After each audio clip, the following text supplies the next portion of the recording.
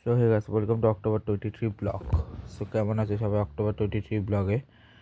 So আজকে UCL match না আগামীকাল আছে, বাট আজকে একটা আন্ডার 17 ম্যাচ না আগামীকাল আছে। আগামীকাল হচ্ছে ব্রাজিল এবং ইটালির থার্ড প্লেসের ম্যাচ, এবং পর্তুগাল অস্ট্রেলিয়ার ফাইনালের ম্যাচ। আর আজকে আর কি আছে সেটা বলে দিই। আর আচ্ছা, তার আগে কিছু কথা বলে দিই। আজকে হচ্ছে 26শে নভেম্বর, এবং এই 26শে নভেম্বর কিছু স্পেশাল ঘটনা আছে। মানে প্রথমত আজকে হচ্ছে 26শে নভেম্বর 2008-এ সেই ঐতিহাসিক মুম্বাই অ্যাটাকের ঘটনাটা রয়েছে, যে পরে পাকিস্তান এবং ইন্ডিয়া মধ্যে সম্পর্কটা খুবই খারাপ হয়ে যায়। তার পাশাপাশি নরেন্দ্র মোদী রিসেন্টলি দেখলাম যে মন্দিরে, মানে যেটা রাম মন্দির, সেটা ধ্বজ উত্তোলন করেছে। আর বাংলাদেশে কিছু ভালো ভালো কাজ চলছে এখন হিন্দু ধর্ম নিয়ে। আর তার পাশাপাশি হচ্ছে এখন বিপিএলেও আপডেট হচ্ছে, নোয়াখালী বলে একটা টিম এসেছে, তারাও খুব বড় বড় টিম নিয়ে হয়েছে এবং সবগুলো প্লেয়ারের ড্রাফট এসে গেছে। আর আমি ভাবতেছিলাম 26 তারিখে যে মুম্বাই হামলা, সেটা নিয়ে একটা ডিফারেন্ট ভিডিও বানাবো। আপাতত আর কিছু বললাম না, কিন্তু আরেকটা কথা বলার হচ্ছে যে কাল নেক্সট বার্সা চেলসি ম্যাচ নিয়ে কিছু বলতে চাই। যে আমি অ্যাকচুয়ালি চেলসিকে সাপোর্ট করছিলাম, নর্মালি বার্সা করি, বাট ওই দিন চেলসিকে করছি because of Enzo. I love Enzo, but Liverpool হারবে পিএসবির কাছে আমি এটা বিশ্বাস করতে পারিনি। ওখানে অ্যালিস্টার ছিল, বাট তাও হারলো পিএসবির কাছে। ইটস ওকে, তাও হারতে পারে লিভারপুল মনে হচ্ছে আমার, বিকজ পিএসবি লিভারপুল থেকে অনেক গুণে শক্তিশালী। সো আমার মনে হচ্ছে পিএসবি ম্যাচটা হারতে পারে, probably. I am not sure, but PSB ম্যাচটা হারতে পারে প্রবাবলি।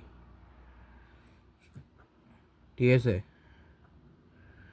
সো যদি আমরা আনি হচ্ছে আন্ডার 17 ওয়ার্ল্ড কাপের, আজকে আন্ডার 17 ওয়ার্ল্ড কাপে যদি আনি, একদম প্রথম থেকে যদি বলি, আর কথা না বাড়ি আমরা চললাম আন্ডার 17 ওয়ার্ল্ড কাপের একদম প্রথম থেকে। কারণ আজকেই ইন্ডিয়া ওয়ার্ল্ড কাপের একদম প্রথম থেকে, মানে গ্রুপ এ থেকে, যেখানে আজকের ম্যাচে প্রথম ম্যাচ ছিল বাংলাদেশ ভার্সেস শ্রীলঙ্কা, যেখানে শ্রীলঙ্কাকে উড়িয়ে দিয়েছে, এবং তিমোর লাস্টে ভার্সেস বাহারাইন, যেখানে তিমোর লাস্টকে উড়িয়ে দিয়েছে বাহারাইন। এবং পরের ম্যাচে ব্রুনাইকে চায়না 12-0 করে হারিয়ে দিয়েছে। নেক্সট হচ্ছে 28 তারিখে ব্রুনাই তিমোর লাস্টে, ঠিক আছে, বাংলাদেশের জন্য এরপরে কঠিন দুই প্রতিপক্ষ চায়না এবং বাহারাইন। যদি দুইটাকে হারাতে পারে তবে বাংলাদেশ কোয়ালিফাই করবে।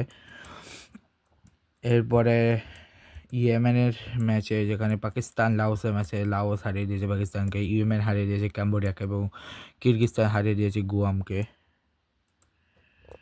তারপর গ্রুপ সি এর নেক্সট ম্যাচ, যেখানে হচ্ছে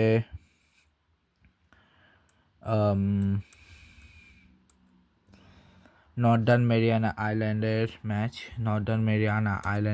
যেখানে নর্দার্ন মেরিয়ানা আইল্যান্ড এবং সিঙ্গাপুরের ম্যাচে সিঙ্গাপুর জিতছে, ভিয়েতনাম হংকংয়ের ম্যাচে ভিয়েতনাম জিতছে, এবং ম্যাকাও মালয়েশিয়ার ম্যাচে মালয়েশিয়া জিতছে। তারপরে হচ্ছে 26 তারিখ দুটোই ম্যাচ রয়েছে। ইরান লেবাননের ম্যাচে ড্র হয়েছে, ইন্ডিয়া চাইনিজ টাইপের ম্যাচ, যেখানে ইন্ডিয়া ড্র করে গেছে। নেক্সট ম্যাচ হচ্ছে, দেখা যাক কী হয়। গ্রুপ ইতে নেক্সট ম্যাচ হচ্ছে, মানে আজকের ম্যাচ হচ্ছে ইরাক ভার্সেস জর্ডান, যেটা 2-2 ড্র হয়েছে। অস্ট্রেলিয়া ভার্সেস ভুটান, যেটাতে অস্ট্রেলিয়া জিতছে। এরপরে next and final match, next দুই গ্রুপ, যে গ্রুপের একটাতে হচ্ছে কুয়েত আর মঙ্গোলিয়া ম্যাচে কুয়েত জিতছে, থাইল্যান্ড আর মালদ্বীপের ম্যাচে থাইল্যান্ড জিতছে। এবার লাস্ট গ্রুপ, যেটা হচ্ছে আমারও ফেভারিট গ্রুপ বিকজ নেপালের জন্যে, যেখানে ওমান হারিয়ে দিয়েছে নেপালকে, বা আফগানিস্তানকে হারিয়ে দিয়েছে সিরিয়া। সো আপাতত তেমন কিছু নাই, বাট আজকে টেস্ট চ্যাম্পিয়নশিপ হারার পরে এখন তোমাদেরকে আমি দেখাই দিচ্ছি বিকজ অলরেডি টেস্ট চ্যাম্পিয়নশিপের সাউথ আফ্রিকার সাথে 2 টেস্ট ম্যাচ যখন হারছে, এরপরের পয়েন্টস টেবিলটা শুধু দেখাচ্ছি, আর কিছু দেখাচ্ছি না, বিকজ অলরেডি বলে দিয়েছি। আচ্ছা, আগে বলে দিই, বাংলাদেশ, ইন্ডিয়া বা নিউজিল্যান্ডের সাথে কোনো টেস্ট খেলছে না, ওটা তো অলরেডি বলছি। এখন সবার উপরে রয়েছে হচ্ছে সাউথ অস্ট্রেলিয়া বা সাউথ আফ্রিকা, এক যে 4 ম্যাচে 4টেই সাইজের 3টা জিতছে, একটা হারছে। সো এই যে চলো যতগুলো ম্যাচ হয়েছে এখন অবধি সেগুলো একটু দেখাই দিই। যেখানে বাংলাদেশ শ্রীলঙ্কার প্রথম ম্যাচে ড্র হয়েছে, পরের ম্যাচে বাংলাদেশ হারছে। ইন্ডিয়া ইংল্যান্ডের প্রথম ম্যাচ ইংল্যান্ড জিতছে, পরের ম্যাচ ইন্ডিয়া জিতছে, পরের ম্যাচ ইংল্যান্ড জিতছে, পরের ম্যাচ ড্র হয়েছে, তারপরের ম্যাচ আবার ইন্ডিয়া জিতছে। তারপরে ওয়েস্ট ইন্ডিজ অস্ট্রেলিয়ার টপে 3-0 অস্ট্রেলিয়া জিতছে। এরপরে ইন্ডিয়া ভার্সেস ওয়েস্ট ইন্ডিজের ম্যাচে ইন্ডিয়া 2-0 জিতছে। পাকিস্তান সাউথ আফ্রিকা ম্যাচে প্রথম ম্যাচ বাকি ছিল, পরের ম্যাচ সাউথ আফ্রিকা জিতছে। সাউথ আফ্রিকা ইন্ডিয়াকে 2 ম্যাচে হারিয়ে দিচ্ছে। অ্যাসেসের প্রথম ম্যাচে অস্ট্রেলিয়া জিতছে। নেক্সট হচ্ছে সেই গাবাতে। এরপরে আসে নিউজিল্যান্ড ওয়েস্ট ইন্ডিজ, তারপরে আসতে হচ্ছে বাংলাদেশ পাকিস্তান, তারপরে হচ্ছে ক্রাউন ট্রপ ইংল্যান্ড নিউজিল্যান্ডের ম্যাচ। এরপরে হচ্ছে ওয়েস্ট ইন্ডিজ শ্রীলঙ্কাও, তারপর হচ্ছে West Indies Pakistan, Sri Lanka India, তারপর অস্ট্রেলিয়া বাংলাদেশ, এরপর ইংল্যান্ড পাকিস্তান। এটা হচ্ছে 25, এটা হচ্ছে 2000, তারপরে হচ্ছে 2025-26, তারপর 26-27 South Africa Australia, Bangladesh West Indies, New Zealand India, তারপরে হচ্ছে South Africa Bangladesh, Pakistan Sri Lanka, South Africa England, New Zealand Sri Lanka, India Australia, এবং Bangladesh England, Sri Lanka South Africa, এবং পাকিস্তান নিউজিল্যান্ড। সো এই হচ্ছে মোটামুটি। তো আজকে আর কিছু বলার মতো নাই, বাট হ্যাঁ কিছু কথা হচ্ছে, লাইক হচ্ছে ইস্তাবাও রিসেন্টলি সবার সামনে এসছে, কংগ্রেসের ইস্তাবাও আমেজি একজন প্লেয়ার রাফিনা নিয়ে যেভাবে কটাক্ষ করেছে। আর রিসেন্টলি দেখলাম যে আবুধাবি টি10 সাকিব ভাই এবং তাসকিন ভাইয়ের মধ্যে একটা অসাধারণ মুহূর্ত।